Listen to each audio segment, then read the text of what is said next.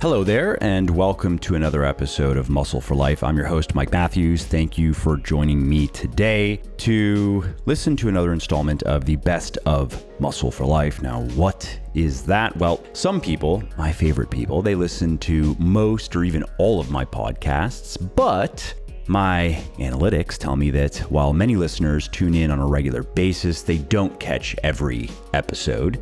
And thus they miss out on cool stuff, on insights that could help them do at least a little bit better inside and outside of the gym. And that's why I do these best of episodes. These episodes contain a few of the most practical and compelling ideas, tips, and moments from some of the more popular episodes I've published over the years. And this way you can learn interesting stuff that you might have otherwise missed. And you can also find new episodes of the show that you might want to listen to in their entirety. And so in this installment of the Best of Muscle for Life, you are going to be hearing hand-picked morsels from 3 episodes.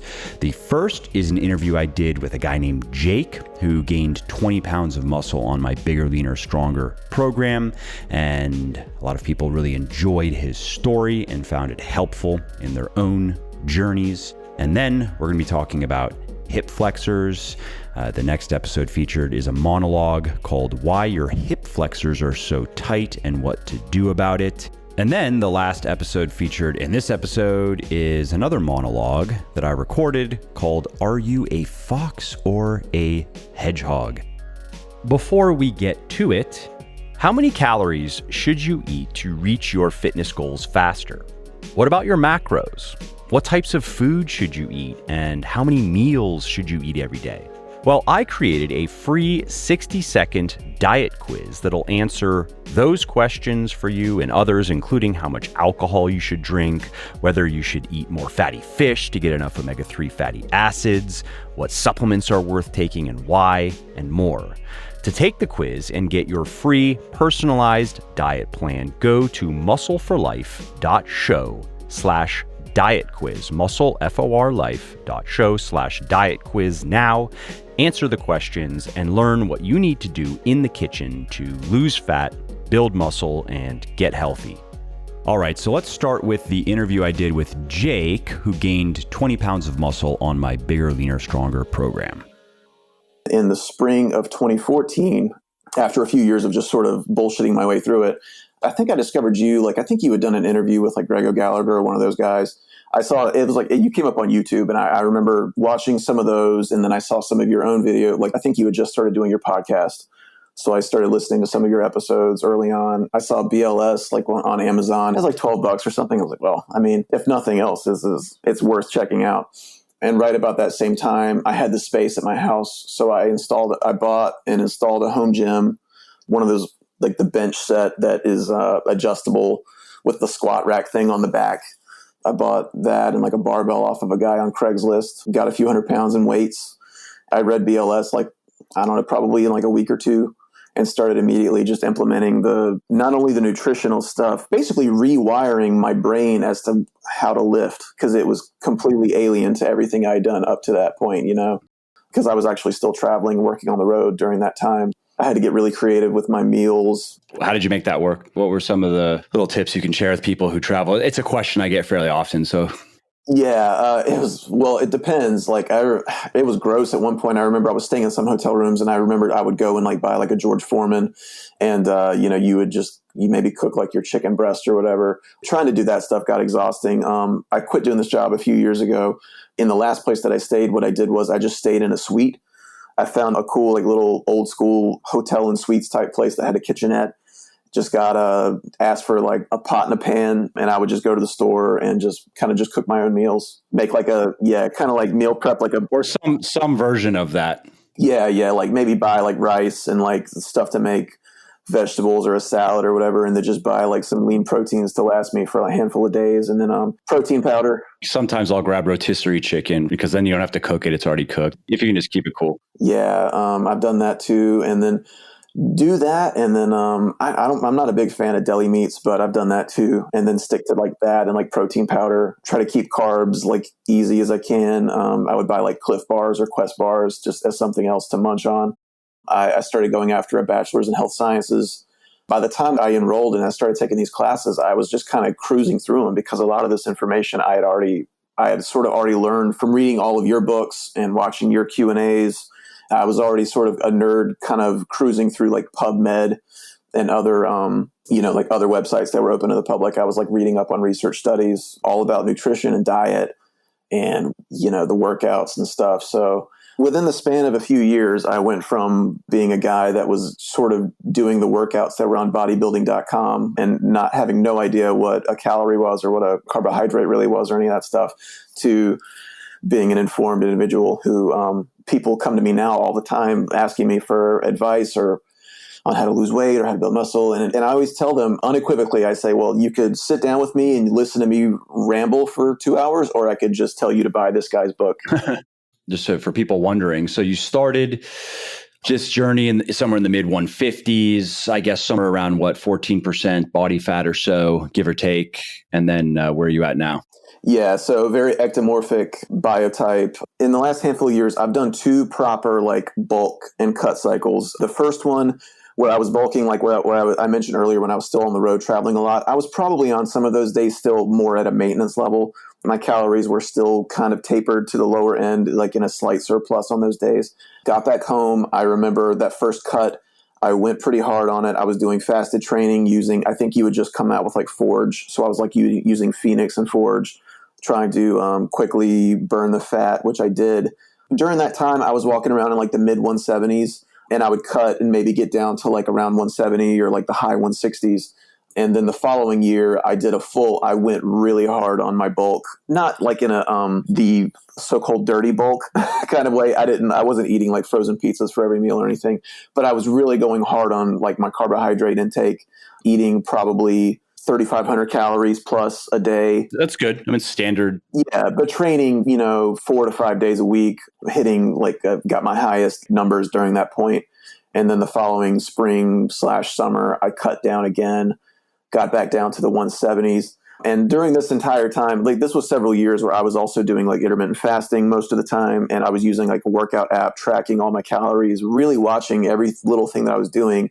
And these days, I haven't tracked a calorie or a macronutrient in probably about 2 years now. And right now I'm walking around 165, and I'm probably the leanest and most muscular I've ever been. And that's just basically eating intuitively and just lifting about 4 days a week, sometimes 5, depending on my schedule. And I'm not tracking anything anymore. I still track my workouts. I use your app for every workout. I haven't actually used like a calorie tracking app in a couple of years. And your body fat is, it looks probably around 8% or so. I'd say it's probably about 7-8%. Yeah, I've got like lower abdominal veins that like I've never had otherwise. Like I used to have just like one that was there, and like if maybe I went too hard on a meal or something, it would go away, and like a day or two later it would come back. But now I've got like a whole bunch of them, and I was like, where did those come from? It was like this last year I started just leaning out, and people were like, what are you doing differently? I'm like, honestly, I kind of cut the desserts at night. I don't have like the late night sweet tooth that I had for a while. I'm like you in that I'm sort of robotic in that I eat pretty much the same meal like every day. I think that tends to help and keep things simple. Yep. I have to say that discovering like your work and it segueing into, even though it sounds cliche, turning it into a lifestyle, my work ethic was suddenly informed by a physicality. And that really segued into everything else I was doing, because while I was a student, you were also the first person that introduced me to Amazon's KDP system. And just this past summer, I became a published author as a result. Oh, nice. What's the book? It's called Marooned, Marooned. It's on Amazon. It's like a crime noir thriller that I wrote it while I was a student, actually. I was kind of like moonlighting as a writer at night, like when I would get home from work and get done with my schoolwork. I was kind of doing that in my free time. People that had liked it or whatever have asked me, and they said, well, how do you do this and how do you do that? I said, well, I tend to just quote Henry Rollins, and I say, I don't have talent, I have tenacity. I just kind of run at things and hope that something sticks. I guess I would use it as an example as well. You just kind of work really hard and you put in the time and you get better. That's really what it comes down to. Well, what I've always found interesting about your work and with like BLS and everything is that I'm someone that really does not identify with today's fitness space. I really don't. Like, I'm not into the Instagram influencer thing. I don't follow any. I'm not into those people. I just sort of see it all as faux pas. I just don't buy it. But like, so reading your material, I found interesting and different because, like, for one, it's a book. This is like a tangible thing that I have to hold in front of me and read. I'm not just like doing some like PDF workout that I bought for $20 off some guy's website or anything. It brought forth something that I identified with and that I like reading, and that it feels, you put together sketches and nutrition plans and all this stuff, that tying it all together, it seems like a lot, but really it isn't. It just sort of requires a different kind of dedication that I wasn't used to. Your work has really informed my work ethic. I think I meant to say this earlier, but I mean, I went from like, sitting on my ass playing video games and stuff to exercising and having an addiction to endorphins. And now I'm writing books as a result. That's awesome. Yeah. That's it for a few of the highlights from the interview I did with Jake. And if you want to listen to the whole interview, it was published in March of 2019. So you can go back to that point in the podcast feed, find it, and give it a listen. Next up is why your hip flexors are so tight and what to do about it. That's the name of the episode. Hip flexors are a group of muscles around the top of your thighs that connect your upper leg to your hip. And these muscles are involved in just about every kind of movement that involves your lower body, including exercises like the squat, deadlift, overhead press, and even the bench press. What causes tight hip flexors? The scapegoat du jour for tight hip flexors is sitting. That is definitely the number one culprit these days, according to various popular mainstream experts/gurus. As far as the hip flexors go, the theory is that sitting tightens these muscles by forcing them to remain in a contracted and thus shortened position for extended periods of time. Another popular theory is that tight hip flexors are caused by overuse. So the idea here is that the more you punish these muscles with intense exercise, and especially weightlifting, and especially heavy compound weightlifting, the more likely these muscles are to become and just remain tight. All of these things sound plausible enough, but basic physiology disagrees. It indicates otherwise. For example, sitting cannot permanently or even temporarily, quote unquote, shorten your hip flexors because muscles cannot change in length. They can only become bigger or smaller. It's also unlikely that weightlifting is to blame for tight hip flexors. Research shows that strength training generally improves muscle and tendon function and is actually often used as a tool for rehabilitating joint pains and problems. So where does all that leave us then? What the hell really causes tight hip flexor muscles?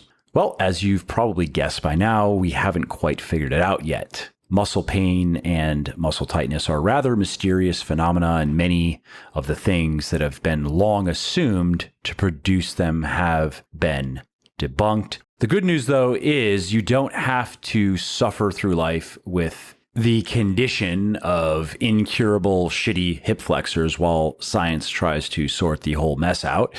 With a handful of stretches and exercises, you can get relief and probably also improve your lower body workouts. So let's start with stretches, the best stretches for tight hip flexors. If a muscle is tight, our first instinct is to stretch it. I'm going to give you a few stretches, and I'd recommend that you do one of them several times per day for several days and see if it helps, see if it makes your hip flexors feel looser and less aggravated. And if it does, make a note and then move on to the next stretch. And after trying all of them, continue doing those that helped. So the first stretch is called a kneeling hip flexor stretch. It's one of the best stretches for targeting the hip flexors, and work on that stretch for 2 to 3 minutes per stretching session. You can just Google it or search around on YouTube for a form video. It's very simple. The next stretch that you should check out and try is the psoas quad stretch. This is a stretch for the psoas muscle, which is a powerful pelvic muscle that plays a key role in hip flexion. And when the psoas is tight, it is common to experience low back discomfort, and it makes heavy squatting more or less impossible. I've been there myself. The next stretch is the walking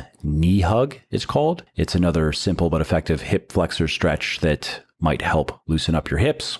It also targets your glutes, which are often tight if you are training hard in the gym, and especially if you're doing a lot of lower body work. I recommend you do 10 to 12 knee hugs per leg per stretching session, holding the top position for 1 to 2 seconds each time. So you know by now that eliminating hip flexor tightness is not an exact science. You just got to try out various things and see what works. And strengthening your hip flexors is one of those things. As with stretching, you're not going to know for sure whether or not it's going to help unless you do it. So the first exercise is the barbell back squat. If you're not doing at least some form of squatting regularly, your lower body is missing out. All right, the hip flexor exercise number 2 is the barbell front squat. So this is a variation of the back squat, the barbell squat, that emphasizes the quadriceps and the core a bit more than the back squat and requires less flexibility. The front squat also creates less compression of the spine and less torque in the knees, which makes it particularly useful for those with back or knee injuries or limitations. All right, the next hip flexor exercise is the lunge. And this is a simple but effective leg exercise that everyone can benefit from. It builds strength, muscle, and balance. It also builds stability in the hips, which is very important. And because it's a single leg movement, it can help address muscular imbalances as well. The next hip flexor exercise, the next exercise that is good for strengthening your hip flexors, is the leg press. And many people consider the leg press an inferior version of the squat and say that you shouldn't be leg pressing, you should just be squatting. And I disagree. The leg press not only requires less technical skill than the squat, making it more newbie friendly, and it requires less from stabilizing muscles, which allows you to load heavier weights. It's also a fantastic exercise for building hip strength, particularly due to its large range of motion. There are so many conflicting opinions on what actually causes hip flexor tightness and what you can do about it.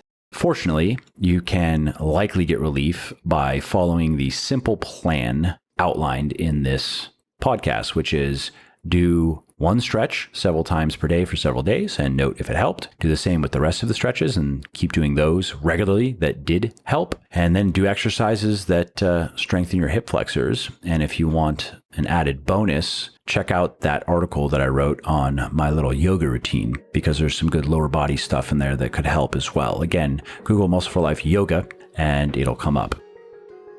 Okay, that's it for that episode. I hope you liked the snippets I chose for you. And if you did, and you want to learn more, that episode was also published in March of 2019, so you can go back and find it.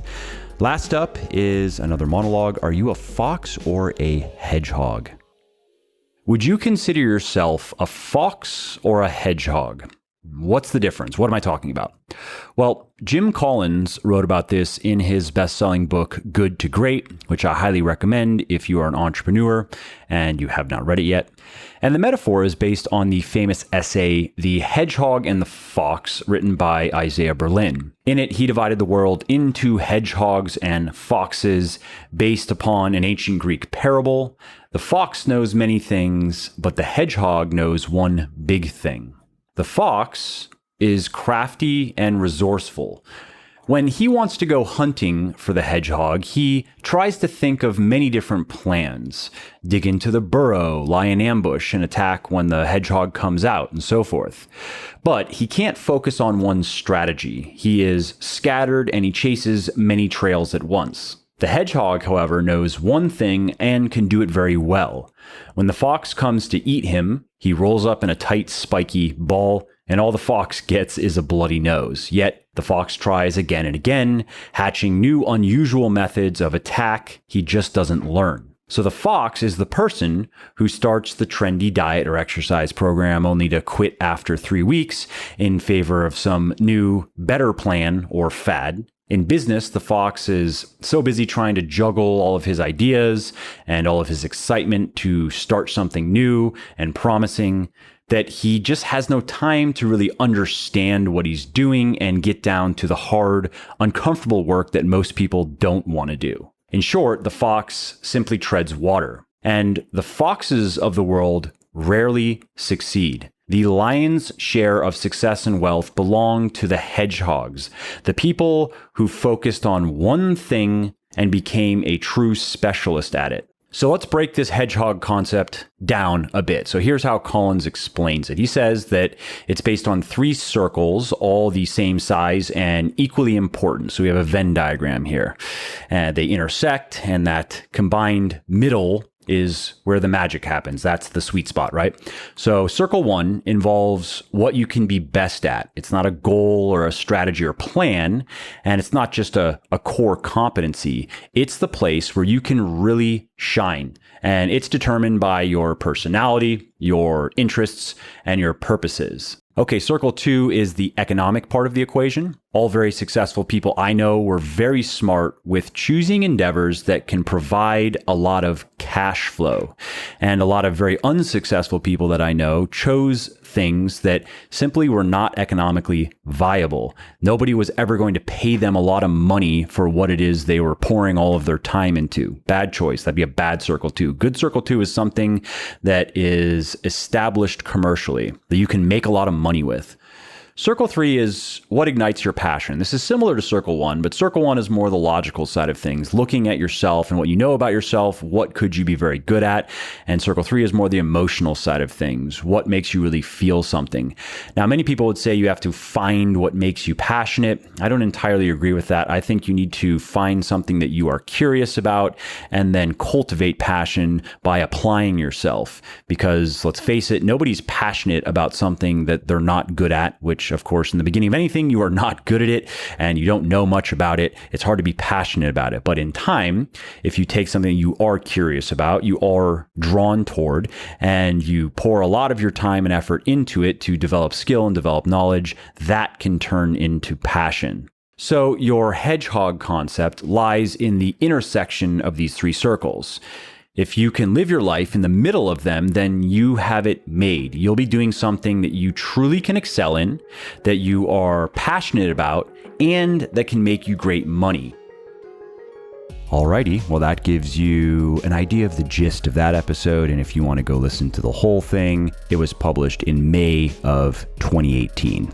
Well, I hope you liked this episode. I hope you found it helpful. And if you did, subscribe to the show because it makes sure that you don't miss new episodes. And it also helps me because it increases the rankings of the show a little bit, which of course then makes it a little bit more easily found by other people who may like it just as much as you. And if you didn't like something about this episode or about the show in general, or if you have ideas or suggestions or just feedback to share, shoot me an email, mike@muscleforlife.com, muscleforlife.com, and let me know what I could do better or just what your thoughts are about maybe what you'd like to see me do in the future. I read everything myself. I'm always looking for new ideas and constructive feedback. So thanks again for listening to this episode, and I hope to hear from you soon.